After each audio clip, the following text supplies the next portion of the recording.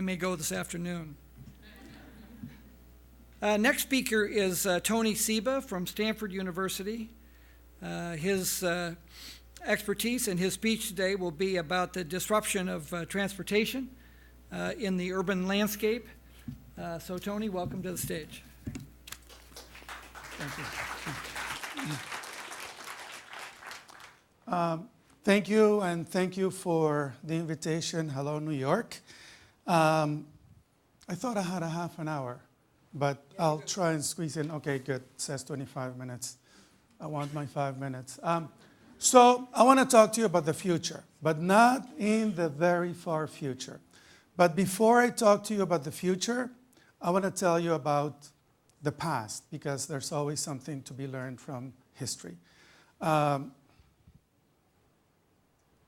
Fifth Avenue, New York, only a couple blocks away, 1900. Can you all see the picture? Can anyone tell me where the car is? This is the Easter Parade, 1900. Can anyone see the one car in this picture? All right, there it is, one car. 1913, can anyone tell me where the horse is in this picture? So essentially, New York City went from all horse to all car inside of 13 years. This is what's called a disruption. When we go, let me explain what disruption means. Essentially, when a new product, when a new innovation creates a new market, and then it goes on to destroy or radically transform an existing industry, an existing market. And that's what I want to talk to you about today. But you know what? It's usually the experts and the insiders who will tell you, not going to happen. Or maybe, but it's going to take 100 years, right?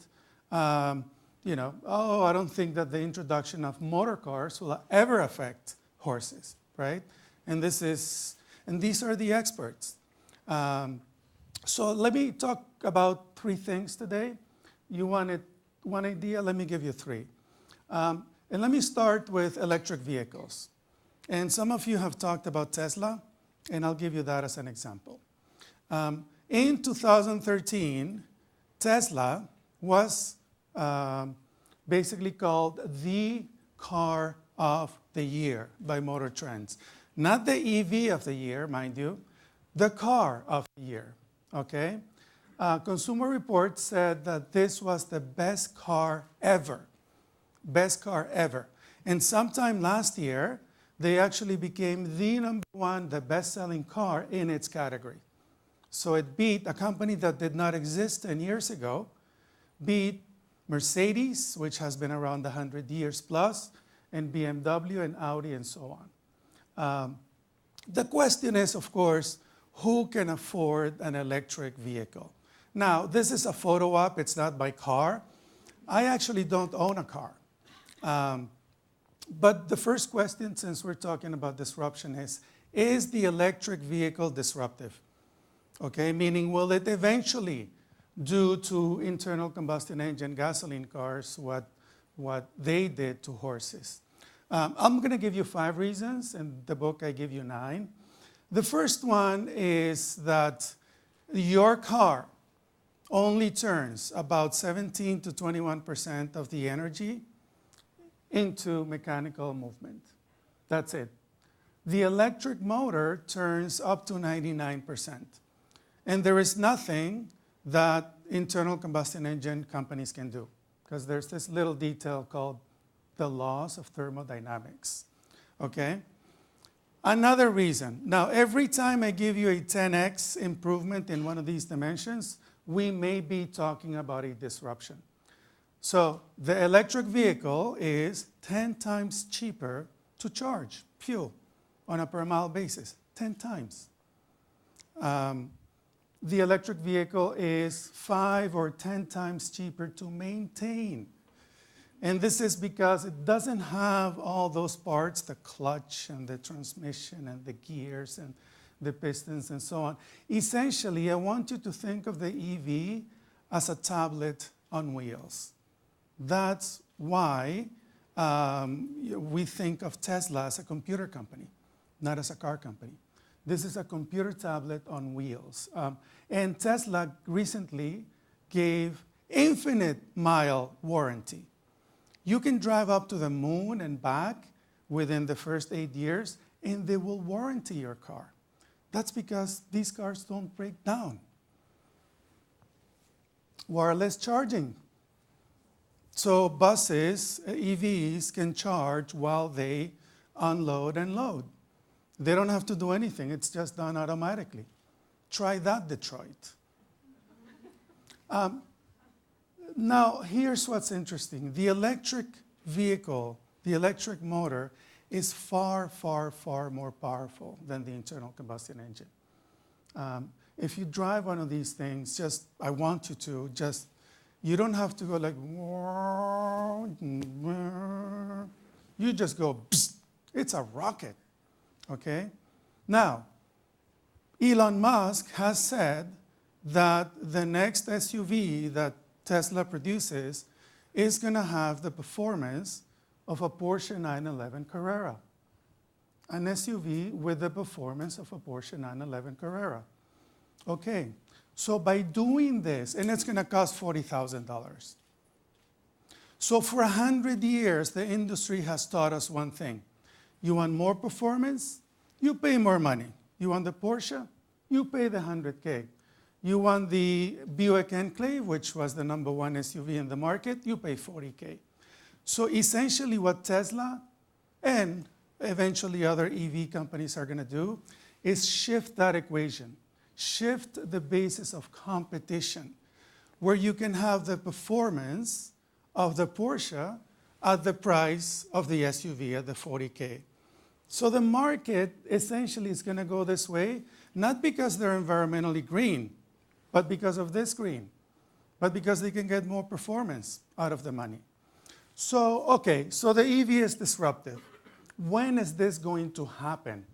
When is this disruption going to happen? So I made a few assumptions. We need at least 200 miles of range. And I won't take you through all the numbers, but essentially, let's talk about the price of batteries. So the Tesla and other EVs use lithium-ion batteries, which is exactly what you're using in your iPhone and in your laptops and so on and so forth.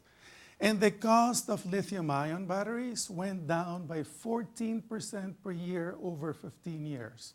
This is before EVs, right? However, over the last few years, two new industries have been investing in lithium-ion. The auto industry and the energy industry. So investment is tripling. The demand is also going up. What do you think is going to happen? Costs are going down far more quickly. So market costs for lithium-ion batteries are going down by 16% per year, 16%. And in fact, if you only take Tesla, it's way more than that. It's more in the 20+% per year. But even if you take this 16% per year, which is going to accelerate, and one example is the fact that Tesla is building the largest battery factory on Earth. And by doing this, they're doubling the lithium-ion capacity in the whole world. And just because of this, the cost is going to go down by 30%. Now, here's the projected cost of an electric vehicle with 200-mile range, okay? Today, we're at $75K. By 2018, the industry will be able to produce an affordable $40K SUV. And basically, at that point, the market starts shifting away. And we're talking mainstream market here. By 2020, the industry will be able to produce a $31,000 EV that goes to 100 miles. $31,000 is the average car in America. So an EV will be able to compete with the average car in America. By 2022, it'll be able to compete with the low end, the Kias of the world. So essentially, this disruption is going to happen over the next 10 years. So some announcements. Tesla is producing announced the $40,000 car by 2016. Foxconn announced that they're getting into the business. Foxconn is the company that makes your iPhones. See, computer tablet on wheels. It shouldn't be a surprise. And they want to make it for $15K. $15K. So here are my predictions. One, the mass migrations from the gasoline vehicle to EVs is going to start within 3 years. All new mass market cars will be electric by 2030. All of them, 100%. And essentially, Detroit's going to be disrupted. Gasoline/diesel will be obsolete by 2030. Okay, so an even bigger disruption, the self-driving car. Renault announced that they're going to have a market-ready autonomous car by 2018. 2018. Tesla is going to have a 90% autonomous vehicle by 2016. These are cars that drive themselves. You can sleep in the car. You can do Facebook. I mean, essentially, they're self-driving cars. But, this shouldn't be news because, in fact, most high-end vehicles today, Audi and Mercedes and so on, Volvo, have already a lot of the technologies that make a car autonomous. They already do. And in fact, these technologies are already migrating to mid-range cars like the Passat already. Okay, we just don't know that. But what about the cost of these vehicles? Aren't they going to be expensive? So here's what an electric vehicle sees. This is how they see the world. The technology is called LiDAR. Basically, they emit laser beams, like pulses, that bounce back like a radar, LiDAR, okay? So LiDAR, when in 2012, Google announced that the technology cost of their self-driving car was $150,000, half of that, almost, was the LiDAR.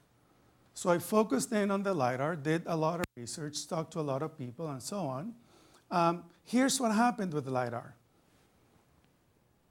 Just a year later, that $70,000 LiDAR cost $10,000. Boom. Okay? Down by not more than 90%. But wait, there's more. Last week, 2 weeks ago, I had the CEO of a company in Silicon Valley in my class who announced a LiDAR for $1,000. So essentially, LiDAR, which was half of the incremental cost of a self-driving car, has gone from $70K to $1K in 2.5 years. So this is the type of innovation of technology that's going down. And that's what I do in my work. I look at the exponentially decreasing costs of technology. Okay, so cost is not an issue, but is the market ready for self-driving cars, right? Look at this. Cisco did a report. 95% of Brazilians say they would get on and make this 100% of their transportation. 95%. In India, 86%. 70% in China. We're talking about 2.8 billion people who would be ready to jump on one of these right now. Okay? I mean, not to say the rest of the world. Cool. All right. So we can do Facebook. We can do this. We can even sleep in the car. But what's the disruptive impact? Here it is. Let me start with highways. On a normal day, 95% of the highway space is unused. Humans are not very good drivers, by the way, right? 1.2 million people die every year in car accidents. We're not very good drivers. And 95% is wasted. Just having one technology, adaptive cruise control, helps save 40% of highway space. Just having one technology. Having two technologies, inter-vehicle communication plus ACC, boosts highway capacity by almost 300%. And I'm talking about just two of the dozens of technologies that go into a self-driving car. So self-driving cars could increase highway capacity by 4 times at least, knowing what we know. Now, waste of space, parking. Our cars are parked 96% of the time. We spend 50, 60 grand for a car that we only use 4% of the time. What a waste, right? Now, I don't need to explain about Uber and Lyft and all these car sharing companies, right? Ride sharing companies. So essentially, they add to the taxi. They have disrupted the taxi industry. Look at Uber. Uber did not exist in 2008, and in 2013 collected $1 billion. And that number was growing by 2x every 6 months. The number of riders was growing by 5x. So this concept is growing really quickly. Car sharing. I've been a Zipcar user for maybe 7 years. And they have a share-to-own ratio of 15, meaning that each Zipcar has 15 owners, right, who share it. Now, the concept of car as a service, meaning combine Uber or Lyft or Zipcar with a self-driving car, and you can basically call a car anytime, anywhere, to take you anytime, anywhere, which is what we want our cars for, right? So car as a service is going to disrupt the world of transportation. The concept of ownership will not exist. Your kids will never drive a car. I can tell you that much. Kids who are born today will never drive a car, right? So because the car, instead of parking 90% of the time, are going to be driving 90% of the car all the time. And what that means is that we're going to need fewer cars. And by the way, this is going to cost 90% less on a per mile basis. So instead of spending 50 grand for a car over 5 years, we're going to spend 5 grand. So we're going to have no need to own a car, which means this. The world will need 80% fewer cars because we're going to share them. So today we produce about 100 million cars a year. That's going to shrink to about 20 million cars per year. So the car industry is going to be disrupted. It's going to shrink by 20%. So my predictions in terms of self-driving cars, the concept of individual car ownership is going to die, essentially. We're not going to own cars. The new car market is going to shrink by 80%. And here's what is great about sustainable cities. 80% of the parking space is going to be redundant because self-driving cars are going to be running around all the time. They don't need to park, not downtown anyway. The 10 or 20% of the time where they're in maintenance mode, they can go off somewhere else. So parking, 80% at least of parking space is going to be redundant. So we're going to have to reuse that. How we reuse it is up to you, of course. And 80% of highway space is going to be not needed either. So we have the biggest opportunity to redesign the urban landscape in 100 years because of this disruption. And this disruption is happening over the next 15 years. And so before you go, I want to quickly tell you about the other disruption. Solar. Solar costs have come down 154 times since 1970. 154 times. The market has gone up 100x, not 100%, 100x. That means, despite what you hear in the media, solar has grown by 43% compound, year after year after year, since the year 2000. And this year, it's going to do it again. Okay? Now, what do you have when you have an exponential growing market like that? It looks to me like the internet. You know, if you keep that going another 15 years, essentially all the world's energy will be solar. All of it, 100%. Okay, 43% growth. The only question is, can solar continue growing at this rate? Now, let me give you some numbers. Since 1970, every other form of conventional energy has gone up, anywhere from 6x to 35 times. If you combine these numbers, what you have is that since 1970, solar has improved its cost position relative to every other conventional form of energy by anywhere from 900 to 5,000 times. Remember I told you 10x could be disruptive? We have 1,000x here, okay?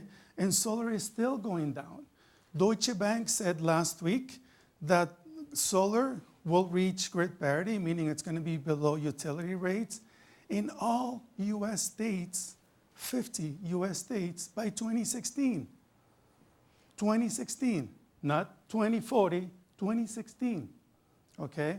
Now, grid parity is old. I want to tell you about something else. Because solar is going to drop by another 2/3 by 2020. Remember, this is a technology which has a 22% learning curve. It's going to keep going down in costs 22% every 2 years for the foreseeable future. So solar in 2020 is going to be 25 cents a watt. 25 cents per watt, okay? Which means even if other forms of conventional energy don't go up, which is not likely, solar will have improved by 2020 by anywhere from 2,700 times to 16,000 times relative to all these forms of energy. Now, if you're an oil executive, wouldn't you be losing sleep knowing that solar is going to basically be 16,000? I mean, and this is going to keep going, 2025, 2030, and so on.